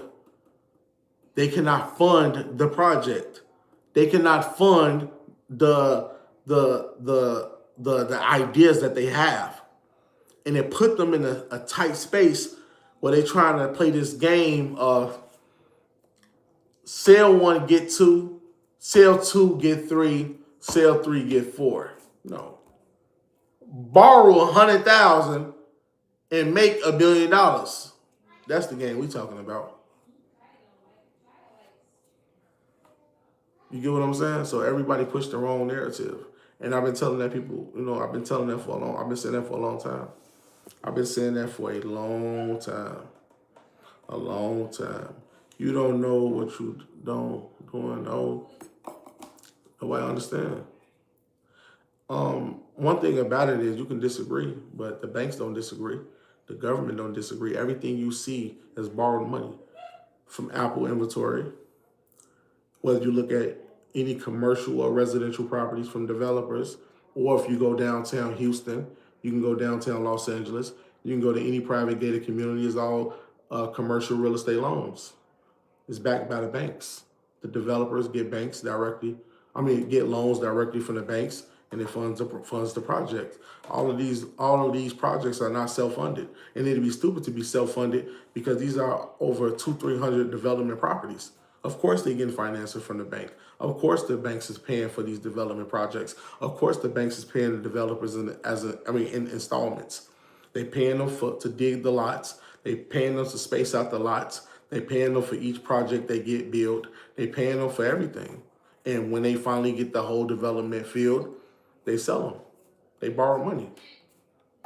Of course they got a product in between them borrowing money, but we cannot eliminate the fact that banks lend money to developers.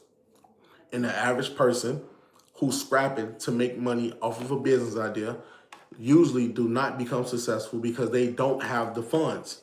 And the reason why they don't have the funds, because they could have came from an impoverished background, they could have came from a disadvantaged family, and they could have put them in a position where they are not financially literate, they don't understand credit, they don't understand nothing. So they pretty much are at a disadvantage, even if they have the best ideas. Even if your idea is perfect. It's people right now, they got a good development idea. They can't get the funding for it. It's people right now that have a good idea for homes. They can't get the house built. I know how to buy a house, and I know how to get a house funded. You get what I'm saying? And it's non-avoidable. Everything is borrowed. Everything is based off borrowed money. When the United States create money, it's borrowed. Everything is borrowed money. When the banks give you money, it's borrowed. When you go to the dealership and buy a car, and you see all the cars on the road brand new, it's borrowed. All the cars that get traded in for new cars is borrowed. Everything is borrowed. 100% of every great thing in America is borrowed. You want to look at the skyscraper downtown? It's borrowed. Wells Fargo places a lien on that building. You want to look at a mall? It's borrowed money because it's a commercial mixed use project. You want to go to a car dealership? They got something which called a fleet, a line of credit for fleet vehicles. So the bank will issue a credit to that bank, like Wells Fargo, whatever the case might be, because you got larger banks that issue fleet for vehicles. So let's say if Mercedes-Benz get the new G-Wagon, the new G-Wagon manufacturing price is $198,000. How I know that? Because I did my research on it. No, actually $147,000. The markup price is $195,000 to $198,000. Some companies mark up the price from $147,000 all the way into $247,000. And so that's $100,000 difference. So that's the profit that they're gonna be walking from, but they still got the floor line for the line of credit. So they borrowed the money.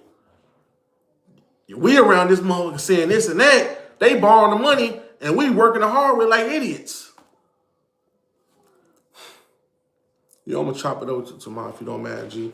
Yes, sir. Yes, sir. So like I said, everything is borrowed money. You go to the car dealership, the whole floor plan is borrowed money. You go to a dealership and you see the commercial, all borrowed money. You go to a community, you see over brand new 200-300 builds in the community, it's all borrowed money. It's all borrowed money. You is stacking money, penny upon penny, and they borrowing money. Who's winning? You or them? And that's the game. We missing that. Everybody is missing that. Everybody is running, doing this and doing that, and they not realizing that these major corporations is borrowing money. Why you saving money? Why you saying, this is what people think. I got a couple dollars, right? This is how people making money today. All right. Hey, I got tape for sale. Let they give you $1. Here you go. Okay, I'm taking this back. I got 2 things to tape. You another one? I got 3 things to tape. Okay, I got 4 things to tape. Now,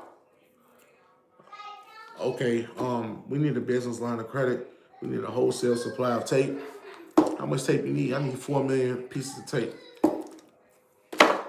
4 million pieces of tape. Here go $4 million. You contact the lender. I got the tape paid for. I'm sending the wire over in the morning. I need some more tape. Okay, so you need another line of credit? Yeah, we can refinance that to a higher amount. You need 4 million now? Yeah, first was $1 million. They said, really, I need 10 million. You need 10 million? Let's do it. 10 million, I need 1 million pieces of tape. You come back, then you get 10 million, 100 million, whatever. You get back to the bank. Everybody else working like this. They doing this, they doing it slow. They doing it slow. You gotta understand, if you ain't borrowing money, you behind.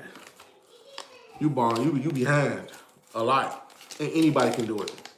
I don't care who you is. I don't care what background you have. Anyone can borrow money. Anyone can borrow money. From a real banking institution, anybody can borrow money. They cannot discriminate against you unless they're a hard money lender. And who deals with them? You can deal with real banks, real institutions. Anyone can make a credit dispute. If you got anything negative on your credit report that's hindering you from obtaining any loan or line of credit, you can always feel free to make the dispute. Come on now. Everybody can do this. Anybody. Why is people making this so hard? Anybody. Your mom can do it. Your grandma can. Anybody can do it. Borrow money. Anybody. This look $4. What, $3? They can borrow it. You saving pennies. They can borrow the money. They go borrow $120,000, $150,000. While you still stacking them $3, they already borrowed $300,000. My student just borrowed $117,000. He ain't trying to talk. And anybody can do it. That's the thing about borrowing money. I did not exclude anyone. Businesses exclude people. You get what I'm saying? You can be excluded. If I went on a live TV show, and I'm not trying to just talk about anybody, and said I hate gay people, everybody would cut my business, my stock would drop, everything. I could say I hate black people. My stock would drop. I could say I hate white people. My stock would drop. Everybody would hate me. But when it comes to borrow money, it don't matter who you hate. It don't matter what you like. It don't matter what you against. It don't matter what you prefer. And I'm only using that as an example to show that it's better to borrow money than it is to try to flip money. I'm just saying, just to be on the fair side, and anyone can be included. So that's what includes everyone in the conversation. Because now the people that we would have talked against now can be at the table. Man, you telling me I could borrow $150,000 if I build my credit? Let's do it. He'll say, man, I'm a 4-time convicted felon. I've been to prison 10 times in my life. You telling me I can go into Wells Fargo and get $1 million? Yes, sir. Well, a man to say I've been discriminated because people don't like my sexuality and people won't purchase my product, I could borrow money. Yes, you can. That's the thing. It don't exclude nobody. It don't exclude nobody. But kids, of course, kids can't borrow money until they reach 18, but it doesn't exclude most people. When you are excluded when you sell things. If I went on here and one person said I'm a scammer, no one is going to buy it because of what that one person said, because he can hurt my credibility. But I can go to any bank and borrow as much as I want. That's the beauty of it. So that's what I push first. Teaching people how to borrow money. And I do well at teaching people how to borrow money because anybody can do it and no one is excluded from it. I don't care how much you know about credit. As long as you want to do it, it can get done. All you got to do is say, Taquan, I want to do it. I want to borrow money. It's done. That's it. You don't have to do this and that. If you just tell me you want to borrow money, do it. I got people right now getting their credit fixed. Do it. I'm going to get my credit fixed. Do it. Anyone can do it. We don't need to have all these products just sitting around and not moving. We need to actually build up the wealth. Then you can decide if you want to pay for advertisements. And if you choose to sponsor someone to push your business, you can do that. If you pay them to sponsor it, they can do that. If I was going to sell Pampers, I wouldn't use me. I use a baby. I can get a baby who's a model and sell Pampers or do whatever I have. The goal is, he said, a loan puts you in debt. Of course. Yes, debt is beautiful. There is no money without debt. The rich get rich off debt. If you scared of debt, you are a damn slave. You are a slave. A man who is free of debt is a slave. When you go to Wall Street, everybody's in debt. Manhattan, everybody's debt. Debt is beautiful. Debt is the best thing in the world. There's no United States of America without debt. There's no US dollar without debt. There's no huge real estate inventory or a huge real estate market without debt. There's no thriving economy without debt. There's no functioning society without debt. So unless you want to go back to the old days where we paddling in a wooden wagon, then you might want to think about debt because the car that you got, it had to be financed through the assembly. I mean, the assembly had to get financing in order for them to manufacture your gas car. Because I know you don't walk to work. I know you don't take a bicycle to work. So no, you a slave. Anybody who say they're against debt, they're a slave. Instantly. Because guess what? This is not money. This is not money. This is all debt. What you mean you against debt? This is debt. You carry around debt in your pocket. This is debt. Guess what happened when you burn this up? It turned to ashes. Guess what happens when you burn gold up? It still is gold. When you burn this up, it turns to ashes. It turns to, and I'm not showing no money. This is some little dollars I had in my pocket to show. But what I'm saying is it turns to ashes. It has no intrinsic value. If the dollar crashed today, this will not be worth nothing because this is debt. Your gold has value. Real estate and land has value. Your dollars does not have value. So you want to get in debt. This is a debt-based system. This is debt-based currency. You live in a debt-based society. Now, if we lived in a society that wasn't too much debt-based, it'd be different. We don't live in that society. We live in a debt-based society, debt currency, credit cards. That's America. Come on now. Come on now. Sound like a slave. You sound like the guys in the 1960s that was pushing this anti-debt thing. In those times, debt wasn't too prevalent because it wasn't too much of a debt-based society. But your debt, your money became debt in 1970 when President Nixon took the dollar off the gold standard. It wasn't 1933. It was 1970 when they took it off the standard because in 1930, you stopped using gold as currency. But you still had the gold back in the dollar. But after 1970, the dollar was taken from the gold standard, and that's what turned the United States dollar into debt. So you are with debt.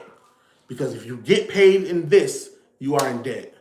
And every dollar you get, you just put me in debt, and you put you in debt, because all debt in America, they're going to expect us to pay it back. Thank you so much. So stop going to work and putting me more in debt. You got to stop going to work. If you believe that we shouldn't be in debt, you need to stop going to work and earn in debt, and we have to pay your debt that you earn. You just work 4 hours and you put us in more debt. You know that, right? That's what people don't understand when it comes to this system. You worked it 4 hours. And you, let's just say if you got $50 or $60, right? You just put us in more debt because not only you put us in debt, you put us in a more, number one, we are taxed on that debt. And then when you get the money, it's debt. And so now that is a greater debt that we have to pay as a collective, as Americans. So you are destroying America. The person who's against debt is destroying us. They telling us to not follow debt, don't be in debt, but he go to work and he earns debt. What do you mean you against debt? Everything in society is based upon debt. Our existence is debt. Student loan, debt. Mortgage loan, debt. Getting a dollar is debt. Paying money is debt. Because every dollar that is being transferred is debt. It's a promise to pay back. And if it doesn't pay back, guess who's responsible for that? The American people. The American people become responsible for it. Nobody talk about this stuff. They ignore it. Because they think I'm a guy on YouTube talking crazy and lying. But I'm trying to tell you guys what's really going on. We in debt. It's all of us. It's not a me thing, or it's everybody in debt. Everybody, and nobody is excluded. The same way no one is excluded from borrowing money, no one is excluded to say they're not about debt. Because everyone is a part of debt. If you ain't walking around with a pocket full of gold and you got you a little chipper to clip off the gold every time you purchase, you in debt. And I love that. Oh yeah, I love it. Oh, I love it. I love that. Because when you start learning the system, this stuff is, listen, everything is free.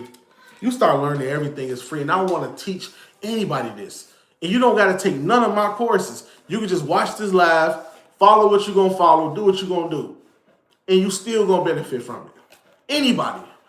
I'm not charging for this live. It's free.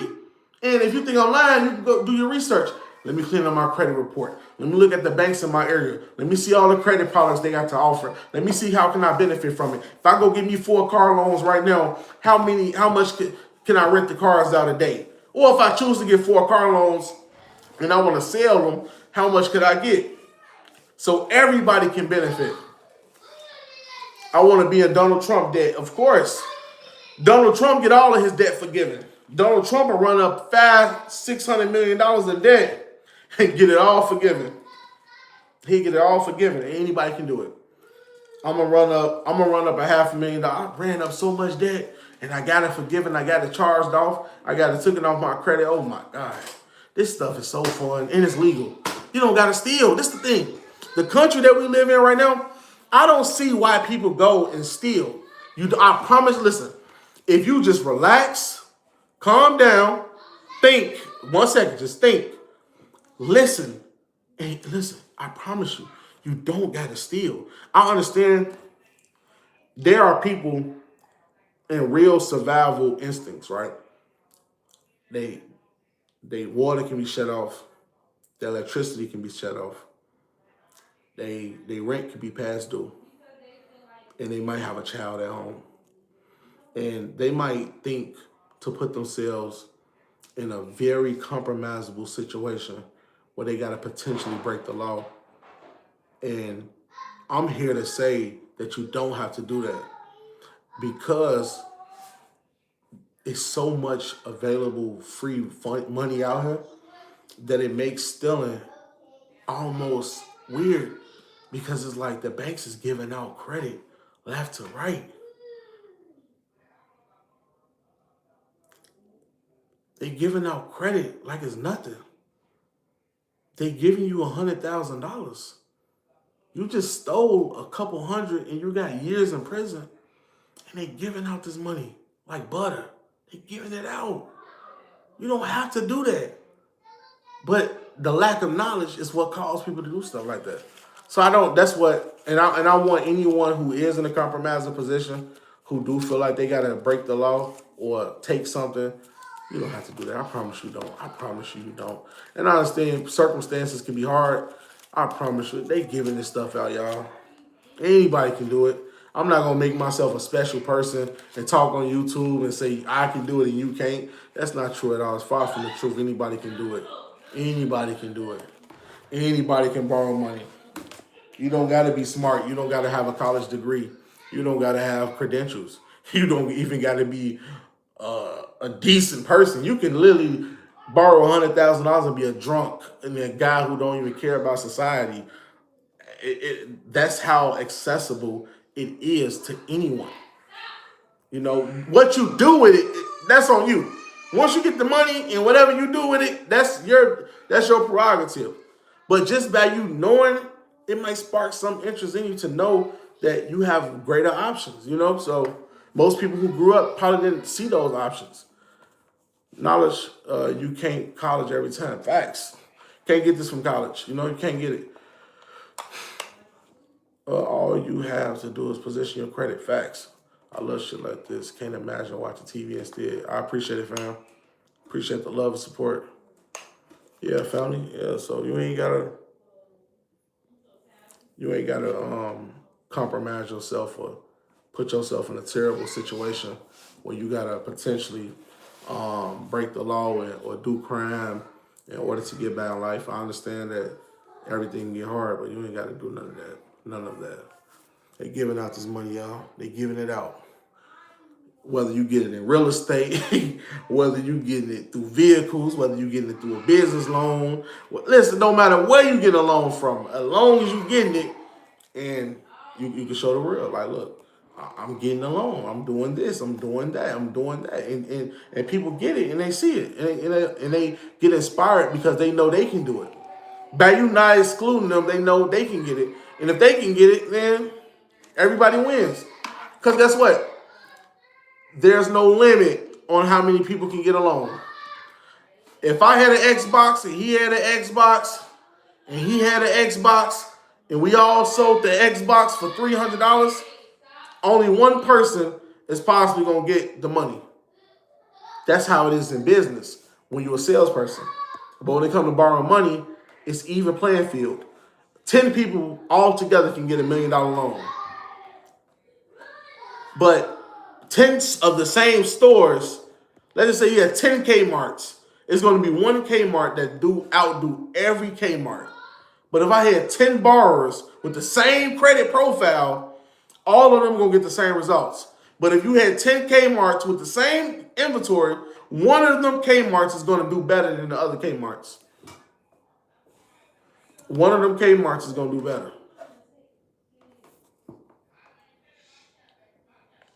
My credit is a 590.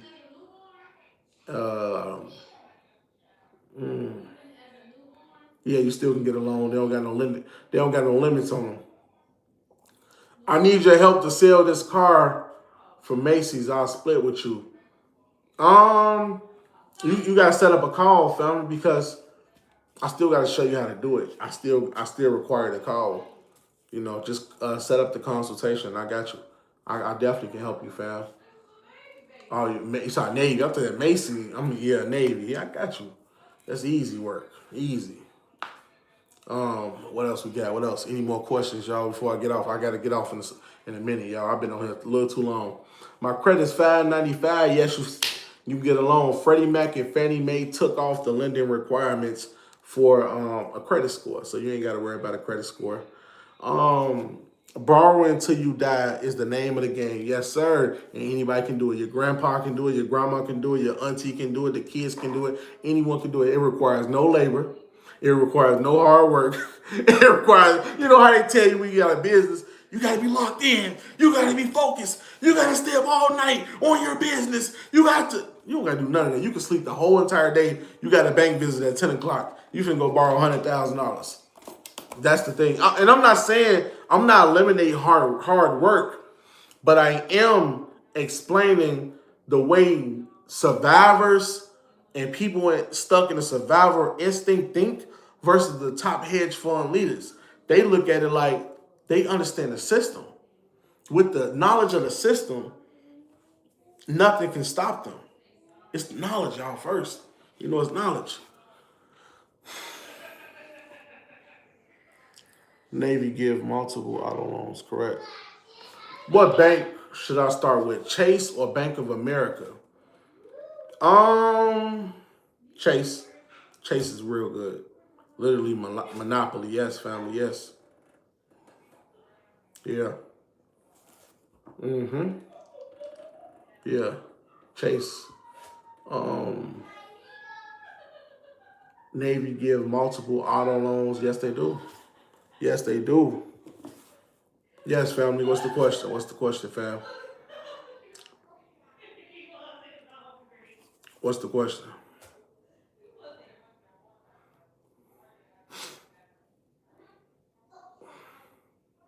What's the question, fam? You can ask me anything you want. I'm gonna be on here a few more minutes, and I gotta get off, fam. How many accounts you need on your credit report? Okay, it depends on the bank you go into and what type of credit product you want. Because you can have one strong account, you can have multiple weak accounts. That's the thing about credit. You can have 100 weak accounts, and I can have one strong account, and I can get approved, and you will get denied. You can have Self. You can have AU. You can have Ava. And none of them credit products is going to get you what my mortgage that's paid off is going to get me. Because number one, they have no credit to compare you to because you have no comparable credit.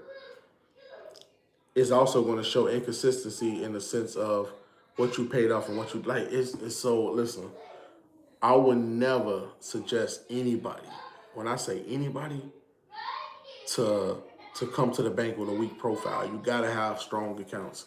Even if the account's not super strong, it has to be strong enough to start somewhere. And then if you don't have the best, you got to start from scratch.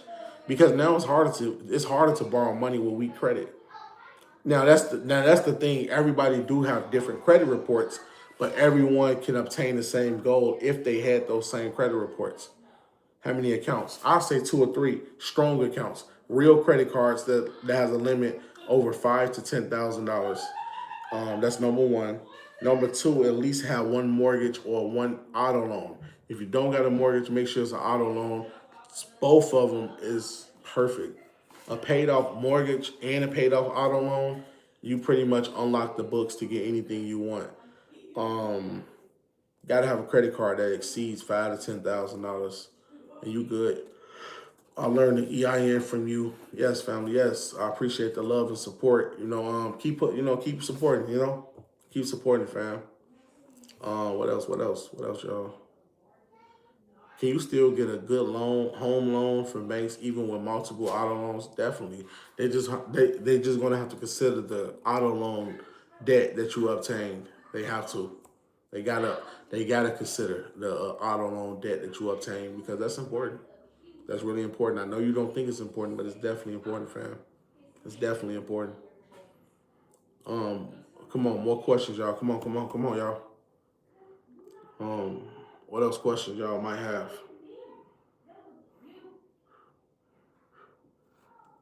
How do you PG with an EIN?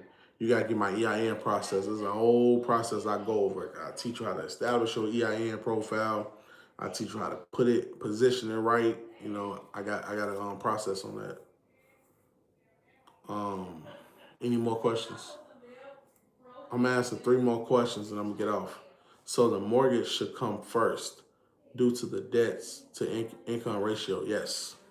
Mortgage always come first. Never purchase the car before the home because they're gonna look at you like you're a high liability, a risk, high risk. But I would say this: the way the mortgage lending right now, they'll lend it to you. That's the part. You don't need good credit to get a home, but you do need a good credit for you need a good credit report for everything else. You don't need a good credit report, for mortgage. It's so easy to get it. You just need the income. Someone said y'all sent me some. Y'all sent me a text. I'm gonna check y'all text once I get off. I get off real soon. I just gotta answer a lot of y'all questions. Appreciate it as well. Can you do the same with CPNs? Definitely. If the CPN is set up and try merge correctly, yeah, you definitely can. I need to tap in later about the UCC link. Yeah, family, I got you. I know I've been tied up. Actually, I could show you yourself how to. Matter of fact, I told you I was gonna get it for you, so I'll make sure I get it for you. That's what we're gonna do. This is what I need you to do. Send your full name, send the address again. Send me. You got the address. I already got your state, and I'm gonna create it myself. Can you create it through AI? You create all that UCC link through AI, and then it's gonna be a part where you sign, and you can file it on the record. You know what I'm saying? So, yeah. Just sent you a text. Okay, fam. Look, if y'all want to text me, y'all text me and say list. That's all you gotta say. Say list. Text me at 224-463-1848. Again, it is 224-463-1848. Again, it is 224-463-1848. And just text me list. Just say list, list, list. And I'll send you my list of everything that I offer. And remind you, I teach borrowing money. If y'all want to know what I teach borrow money. I don't teach y'all business methods.